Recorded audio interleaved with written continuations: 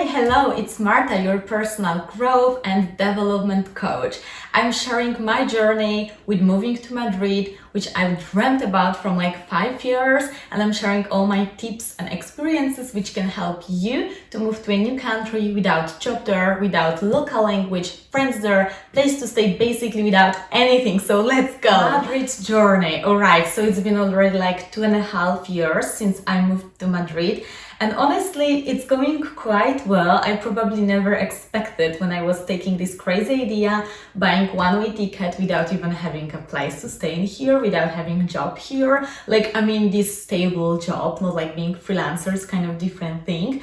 And I didn't even speak Spanish, didn't have friends here. I knew one person, literally, which was my friend, but it's different if you're moving somewhere because you know people there or anything. So after all of this freelancer journey and experience, I became au pair because I had to survive somewhere here and I was not able to pay for rent of apartment or flat or room, anything basically. And I was changing families so many times during that time. It was really difficult, tough experience, since you allowing yourself to kind of be treated as they treat you, because it's not your place, you're not paying for it, you have to kind of do what they tell you to do.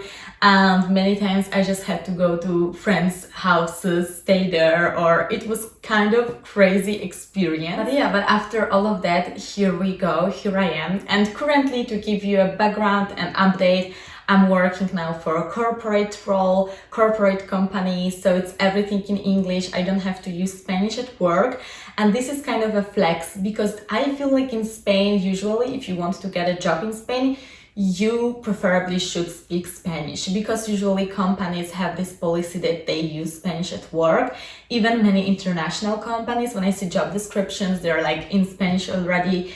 What means if job descriptions in Spanish, you will need Spanish. However, in my case, it was kind of easier. You can call me lucky. I would call it determined, because I needed English and my native language actually, which is Polish. And with Polish, usually people don't speak Polish unless you were born there or you have so many other connections, but it's not that common language. So I took quite advantage from it and I was like, right, so it sounds like perfect opportunity to me. And to clarify, I also had my educational background in this field. I had my professional experience as well in this field. So it was not actually starting totally from the scratch, but at the same time doing something new and huge and very different type of organization that I did ever before. And I'm really glad because it's almost 2 years when I'm working there. So pretty well done. I'm really glad about it. I had many growth opportunities also with coaching, facilitating events, even 100 plus people on the event. So I started writing more and more materials about how to present with confidence, how to present in general, how to be confident in many public speeches, and going out of my own comfort zone day by day, every single day, all the time. At the same time, I focused so much on coaching and helping people to grow in their life, because I realized I made this change. I actually changed my life, absolutely. It was so different. I didn't have this routine. I lived in a different country. I never ever thought I will probably one day really become this version of myself who I am today. And I'm really glad about it. So I want to share with you guys those tips and help you even through videos and social media content, even through coaching sessions, one-to-one or group sessions, anything. But I know how it can be difficult because I've been there. I went from there. And I feel if you are moving abroad and if you want to have your dream career, if you want to find a job there, maybe you don't speak native language, it's still possible, 100%. What you have to do and what you have to be ready to do, be quite determined and flexible. Because I remember when I started applying for a role, when I had this period of time after au pair, know my own place to stay and things like that, I saw many job descriptions where I was really not satisfied with what I would potentially do, but I knew okay, it's quite good company, I want to stay in Spain.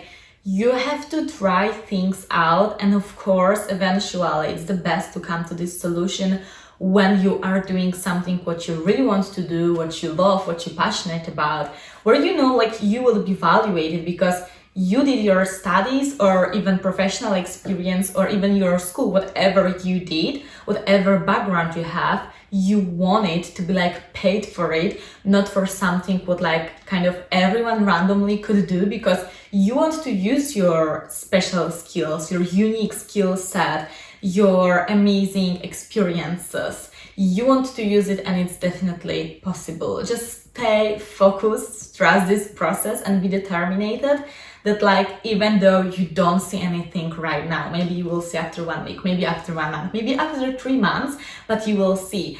And why I'm saying that, because actually before moving to Madrid by my totally own, I was working in another international company in tobacco industry back in Poland. And there I was applying to Spain, I was applying to Madrid, and mainly jobs needed Spanish. I was trying to learn Spanish, but it was totally not this level of Spanish to work in Spanish.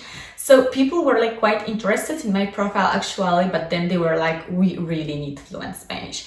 And I was so frustrated because I was applying probably almost 1 year, like long time. So after like I finished my studies and everything. So yeah, I would definitely assume like even probably 1 year. So imagine if I would like totally give up on this option and I would be like, okay, then like I would never apply in Spain because it's impossible, because if I want to learn like Spanish but work in English, then like there are no options, and they were this option. So that's why I'm saying it, like sometimes you're gonna be patient and maybe for some period of time do different things, not which you are 100% passionate about, but something which will bring you to your higher destination, to your like eventual goal. Another thing which is usually very challenging when moving abroad is finding your group of friends or even a few friends. As I mentioned, when I moved here, I knew I had my friend, but it was like one person and we are still very close. However, finding friends in a new country is really difficult because people are, you know, mainly from here. They want to hang out with their friends. They don't kind of need new friends. It's like if you are maybe back in your town, unless you're super open, you probably already have your friends. You don't need like new friends. You might be open to meet new ones, but you don't have to. So this is kind of the situation if you look from their perspective. But you can always make friends. Probably you would have to go out of your comfort zone a lot and be like randomly catching people. And I'm really not joking, because obviously there are applications or groups on Facebook and things like that where you can find friends who are looking for friends. I'm not saying dating, I'm saying really friends. Unless you want dating, that's fine as well. But if you go to a coffee shop, you hear someone speaking your language or another language, maybe English, which is like probably most common that you both would speak this language, and you find those people like kind of cool or open, like start speaking to them, start getting to know each other, have little chat, like small talk. I'm not saying immediately be best friends and spend every day together, but you know, maybe exchange your Instagram or whatever. Like I met so many interesting people this way. Like I went to gym, I met some girls, I asked them how they are doing this exercise and we became friends. I went to coffee shop and it's like randomly sit with someone because there were no more tables and I already ordered my food and my coffee, and they were having very similar actually ambitions and passions. And I realized like this way you can also meet people similar to you. What you can be aware of, they might not necessarily become your best friends. It's not necessarily like there will be like this group of friends, but it's still like networking. It's still like getting to know people and yeah, doing something good for your social life at the end of the day. You probably would need to go alone many times to many places. And my advice would be don't stay home, go out and do it. Even if you're going for dinner alone. And yeah, it feels quite weird, and usually waiters are like, how many people? And you are like, me, like one person. And they're like, oh, like kind of shocked, like you came alone. At least this is what I experienced so many times.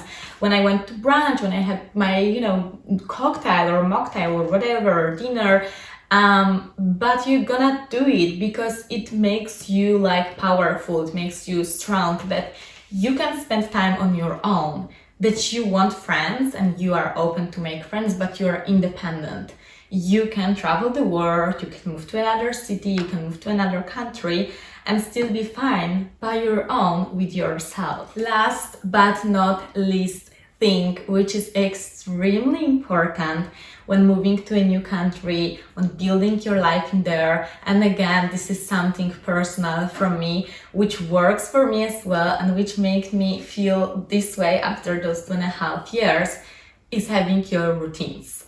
And I know it may sound not relevant, like your routine is your routine, it's not like social life, but it kind of is, because you do your things, as I said, independently. You, like, it doesn't matter if you have plans with people this day or not, because anyway, you wake up early because you see purpose in your day, not based on some other additional plans. You see purpose because you do your exercises or yoga or go to gym, Pilates class, whatever it is, you're doing your stuff. Then if you don't have to like have projects or side hustles necessarily. However, it's great for sure, but what you can do, you can simply invest in your personal development. And I'm not saying invest by money. Read book, maybe make this online course, maybe watch some videos, maybe start writing something, put your thoughts together, plan your goals for the next years. All those things are highly beneficial and will make you feel, again, this power that you already have your goals, you already have your things to do. Maybe you go every single day to the walk in the evening to see sunset or anything different. Like, have those little rituals. Because the worst thing which I experienced if it comes to this loneliness and not having routines abroad was when I would sometimes don't want to like go out of the bed until like 12. Like, I swear it happens, not every day, but it happens a few times because I didn't see purpose in my day. I was like, what would I do if I want to only do my yoga and maybe go for a walk? I need maybe like 2 hours for it. What am I gonna do it all day and like feel more lonely? And then I realized that was the mistake, because I should wake up early every single day, even if it's day off, even if it's weekend, do my things. Thank you so much for watching, it means a lot. Please remember to subscribe and leave me a comment, and I see you all in the next video. Remember to subscribe my social medias for more inspiration, and you can do it. Bye!